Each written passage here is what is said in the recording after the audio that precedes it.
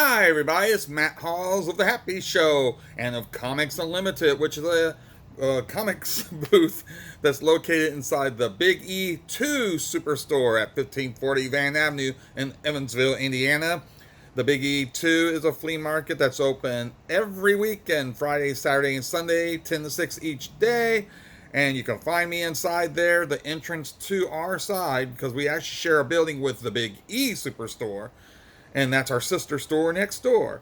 But our entrance is the one that faces Covert Avenue and the Taco Bell there. Okay, so now that I've got that out of the way, so hopefully if you're in the Evansville area or visiting Evansville, you can come by and see me at the Comics Unlimited booth.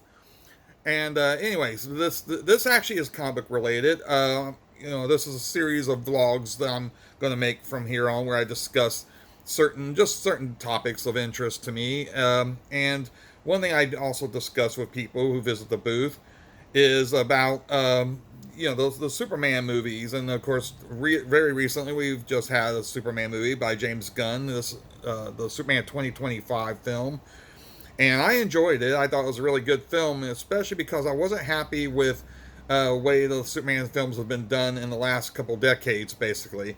Perhaps even further than that, really, if you want to be technical, because Superman 3 and 4 of the Christopher Reeve films weren't the best things either.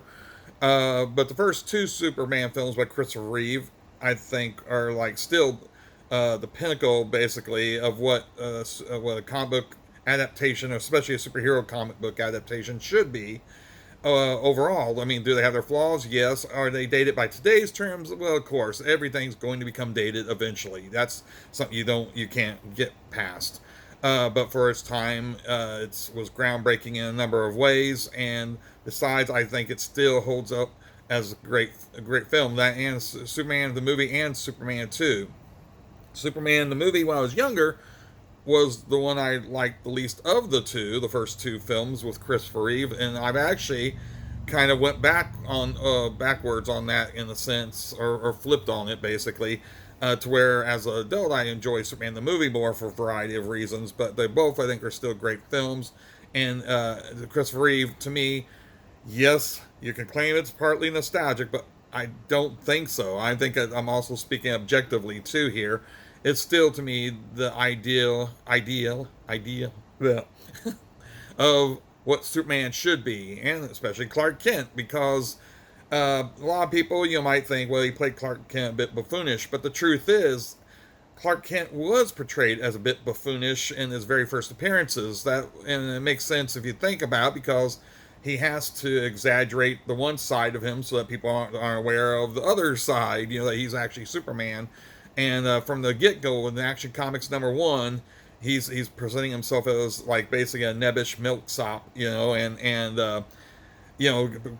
that image when he's Clark, so that people don't figure out that he's Superman. Anyway, and Christopher Reeve did excellent job there. I mean, as much as somebody who is the same person playing two different roles can convince you that he's not the same character, I think he came away pretty great with that, because it was more than just simply putting on the glasses. It was and even more than just a hairstyle. He was able to convince you with the way his vocal delivery, the way his posture, a number of elements to him that made it seem like a distinctly different character. And even it was David Cornsweet, how do you say his name? The new Superman in Superman 25 did an excellent job. Definitely as Superman, and even as Clark, he does a fine job. We didn't really get a chance to see truly Clark too often in an environment where he was around people who didn't know he was Superman. Most of the time on screen, we see him with Lois, and in this film, she knows his identity. I won't say too many more in case you haven't seen the new Superman movie. I don't want to spoil anything. But basically, and that's something you find out pretty early on, so I don't think that's anything major there to mention here. But so anyway, he did a fine job, and Henry Cavill, I as an actor, I think it's fine, and he did fine overall for what he was given as in his role to do. Um, any problems I have with Man of Steel and any other films that would follow in the Zack Snyder universe of DC, I don't blame on the actors. And anyway, so So I want to discuss a couple of things. First off, my view on Superman Returns briefly, uh, and then also I want to kind of compare with why I did not like Man of Steel. Uh, I frankly couldn't care for that that at all, really, for a number of reasons. I mean, special effects fine, action fine, even if it's not, it's kind of inappropriate to how Superman would be in some ways. Um, but but there's a lot to that. Where Superman Returns, I like more than Man of Steel, definitely, but it's definitely was flawed as well. And this is where I'm going to explain why. So okay, uh, when Bryan Singer took over the movie, to do Superman Returns, one thing he wanted to do, which I actually didn't mind, was ignore Superman 3 and 4 of the Christopher Reeve films because, frankly, they bit. They weren't good. The humor got overplayed. It became flat out camp and everything. There was elements of camp and humor, of course, in the first two films, undoubtedly so. But it was balanced because Roger, especially when Richard Donner was the one directing, and Richard Lester was restrained somewhat on his direction of Superman 2 because most of it, or a good chunk of it at least, had been filmed by Richard Donner. And so then they were playing on that same script that had been worked on with Tom Mankiewicz doing his script doctoring to the Leslie and forget the names of the other screenwriters, but they had a bit more campiness to their original scripts, and Tom Mankiewicz straightened those up for the Superman and Superman 2 films. And like I said, they were more or less, they didn't treat Superman like a joke, even though there was humor and such in there. Superman 3 and 4 starts to get too much in that. So anyway, with Superman Returns, because of generally not the third and fourth films aren't well received by most people, certainly not most fans of the franchises. And Bryan Singer decided, okay, so we're gonna go from Superman 2 into Superman Returns, and his Superman was meant to basically be the Christopher Reeve Superman for more or less. I mean, it was pretty much it's meant to be a direct sequel to Superman 2 of sorts. So, keeping that in mind, Superman comes to, or actually leaves Earth, rather, to go see if Krypton still exists because he had some information. They don't get too deep into that, but for some reason he believes, based on some information, that Krypton may not actually have exploded. Now, we as moviegoers know it exploded. We saw it go boom. But anyway, he goes away and he's gone for 5 years. We know he's gone for 5 years because, first off, the movie tells us that. And we also know that that's 5 years after Superman 2 based off a number of events. And before I get into this, even though I didn't want to discuss spoilers with Superman 2025 because that's still a fairly new film at the time uploading this, I will discuss spoilers on these other films. So if you haven't seen these other films and you want to be non-spoiled, well then this is the point where you go ahead and I guess turn off the video if you haven't already. But from here on, I will be discussing spoilers with all other films that I'm going to mention except for Superman 2025. So basically we know because Superman has a son in Superman Returns, and that son is 5 years old. Now they don't confirm that, of course, till the ending of the movie, really. But because knowing that the time that kid was conceived, even though again I don't think they flat out say this, but it's relatively simple to deduce, it was when Superman and Lois got it on inside the Fortress of Solitude in Superman 2. So if you take into all that into consideration, that Superman's been gone for 5 years, which basically means the whole time since the boy was born, that means he pretty much left close to the end of Superman 2. Well, at the end of Superman 2, after having tried to abandon his power so he could be with Lois and giving up being Superman, Zod and General Zod and his fellow cohorts, they were running amok, and they took over the White House and everything else. Superman at the end of the film returns to the top of the White House, which had been ripped off or whatever, and he tells the president of the United States that he will not let the president down again. So if you take all that into context, that means he says, "I'll never let you down again," after having basically uh, relinquished his responsibility as Superman. Then he hears that there may be a chance that Krypton is still around, and he leaves for 5 years. It's like, see ya. so, that's the problem there, I think, because that kind of shows that he wasn't being very Superman like in doing that. It's a selfish thing. Superman, you could argue, giving up his powers was selfish, and it was, and that's a lesson he's supposed to have learned in Superman 2, and that's supposedly what he did learn in Superman 2. But then, like I said, he finds out his planet maybe is still around, so he decides to just totally abandon Earth in that point in time. Okay, so there's that. And then the way Superman's portrayed in that film too, he's kind of a creepy because he's like spying on Lois at her house, and she's, it's not he's uses X-ray vision usually in the pursuit of villains or solve a crime or prevent a disaster or what have you. He don't usually do it to just creep on people, in their side of their house that night. And so there was that scene. I get that he's supposed to be kind of saddened by the fact that Lois has moved on with her life, that she's now with Perry White's son. And I always forget to look this up because I think it's the same name as in the comic book, but I do forget Perry White's son's name. But the character she's with is Perry White's son in the film, played by James Marsden, who was Cyclops in the X-Men films directed by Singer.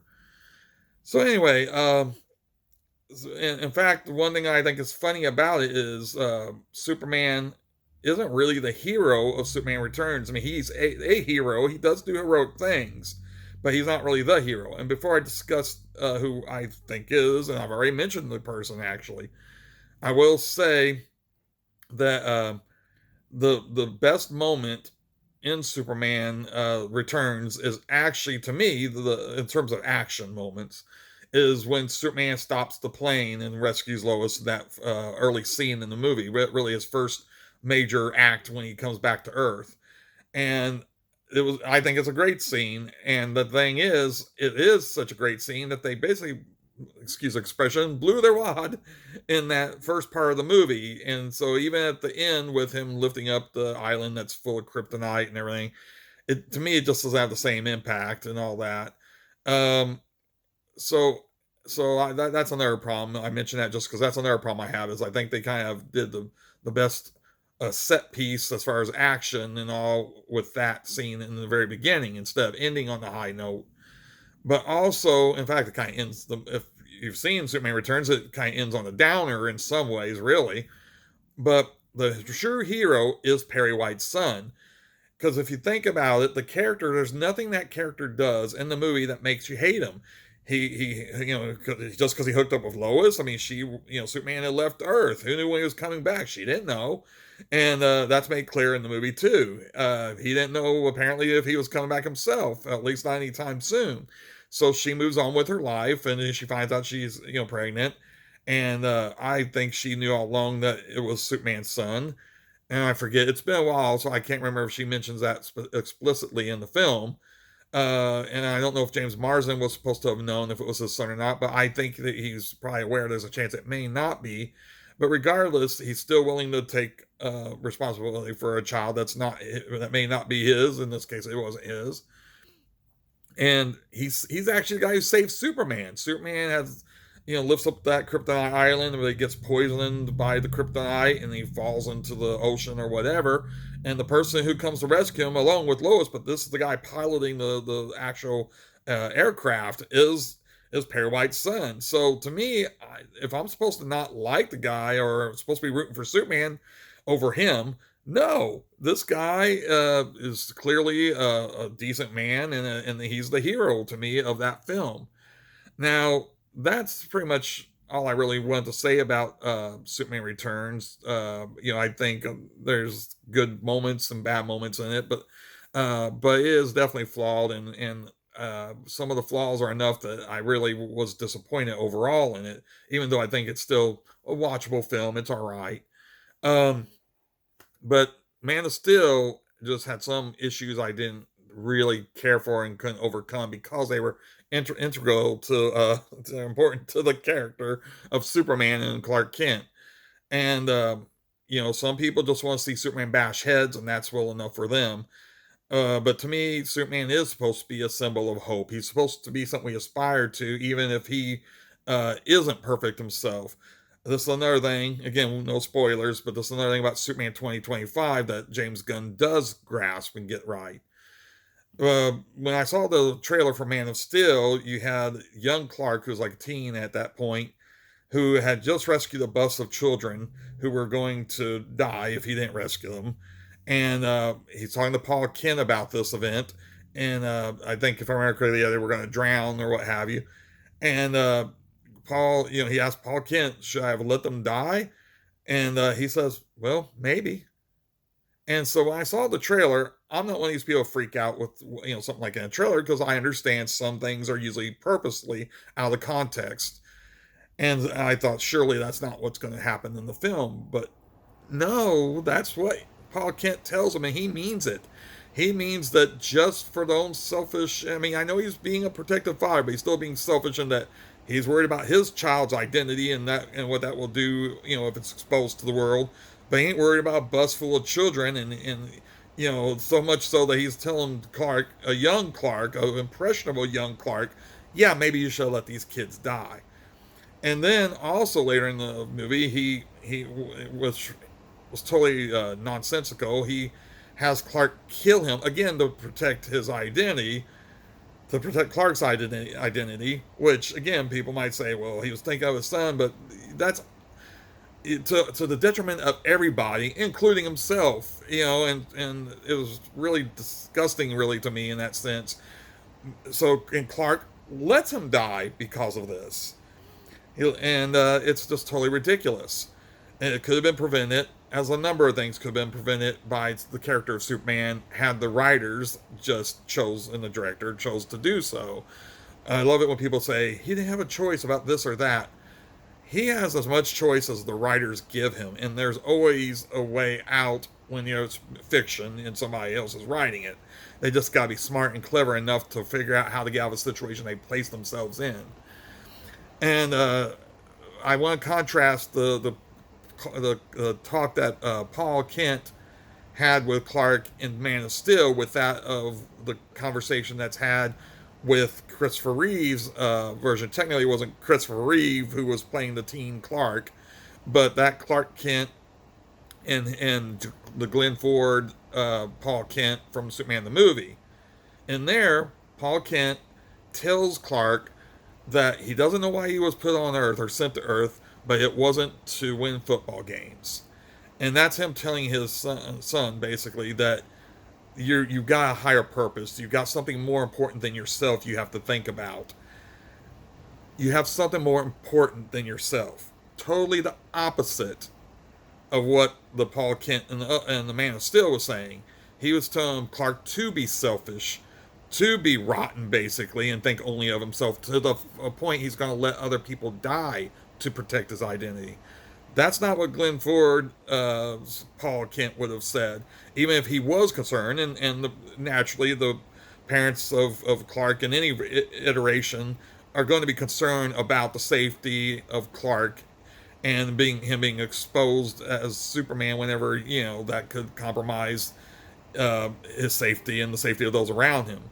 But even said, they wanted still the Paul Kent from the first Superman films wanted Clark to do the right thing and think of others before himself.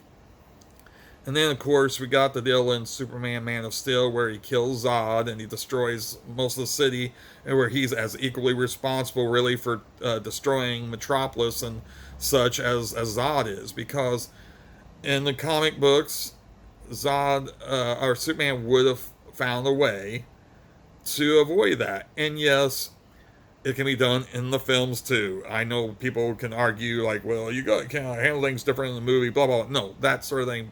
First off, it's still fantasy. It's all fiction. It's fantasy. Yes, even a movie Superman could have found a way and should have found a way to lure Zod and his fellow villains away from Metropolis to create all the destruction they did.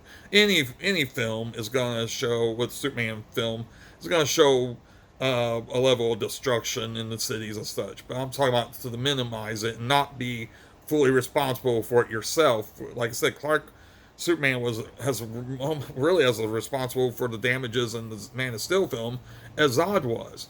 But of course, there's the moment that Zod is killed by Superman, and that's what one of those moments I'm saying that some people justify by saying he had no choice. Again, no, he has a choice.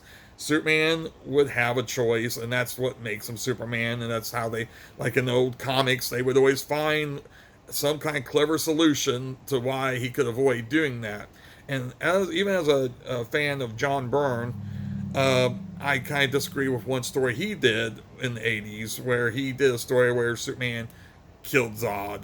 And some people point to that, as a precedent in the comics. And it is a precedent in the comics, and it was wrong then. As much as I'm a fan of John Byrne and Superman, as much as I'm a fan of John Byrne as an artist and writer, I don't agree with that. I don't have to agree with everything that was ever done, by my favorite artists and writers. And that, to me, Superman doesn't have to see or have somebody die to know he shouldn't do that. I've never killed somebody. I think most of you out there, hopefully, I would hope none of you, but I would think definitely most of you out there probably haven't killed anybody, I think. And I don't think you had to kill somebody to know you don't do that, that's wrong. And especially if you're somebody like Superman, you're not supposed to be that oblivious that you have to kill somebody to get it that, oh, that's not right. And again, the impossible situation doesn't really exist in fiction. In real life, sure, there may have been an instance where, yeah, maybe you would have to kill somebody like Zod, if such a thing could exist in real life. But this isn't real life we're speaking of. And so to me, it just smacks of either laziness because the writer got themselves into a spot where they didn't know how to write out of it, but also it was the kind of the intention that they wanted that to happen for whatever purpose, And to me, it's just that that's not Superman. That shouldn't be done that way. Anyway, your mileage, as they say, may vary. I know there's a lot of people who aren't really Superman fans. Like I said, they just want to see him bang heads.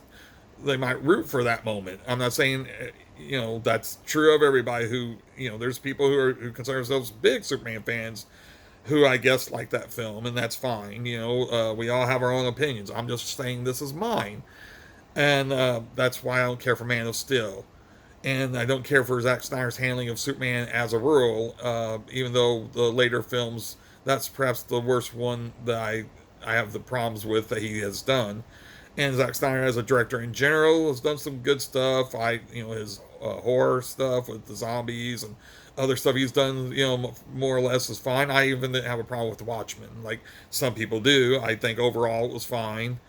Again, could be some nitpicking there, but this isn't the video for that. But I do think with the new film, with the Superman 2025, that even though, again, there's some points, with every one of these films, there's points I could nitpick or have problems with. But by and large, I do think it's a return to form to a degree. Superman seems heroic. He seems to care about actually saving people, not just simply winning a battle. And he certainly cares about people more than he cares about himself. He thinks about others before himself. And that's supposed to be Superman. Superman isn't supposed to be Batman. And Batman also is supposed to be somebody, I believe, who cares about people more than himself. But Batman is willing to get dirty. Still not supposed to be a murderer. He's still not supposed to go and kill people intentionally. But he against breaking a leg, maybe. Superman is not even supposed to be that way. He's supposed to try to avoid, doing that. He uses physical force because of the threats he faces requires it, but he still tries to reel it in. And again, there's a lot about the Superman 2025 that kind of shows us these elements of Superman that I think are the right way to portray him. By and large, they got him right. And anyway, so that's pretty much my discussion on this. This is something a lot of stuff I've discussed with my customers over the years when I discuss movies based off superhero stuff with them. But I thought I'll make a video about this. Maybe see what you guys think. And like I said, feel free to disagree. This is all opinion, and we're all talking about entertainment stuff anyway. So just fun to see different views, as long as you ain't mean and nasty. And again, if you know, this is just my view. You have your views. So I'll stop rambling now and go ahead and talk to you next time when I have some new topic. If I don't put up a music video or something else in between, but have fun and I'll see you next time. Yay! I'm turning this off now.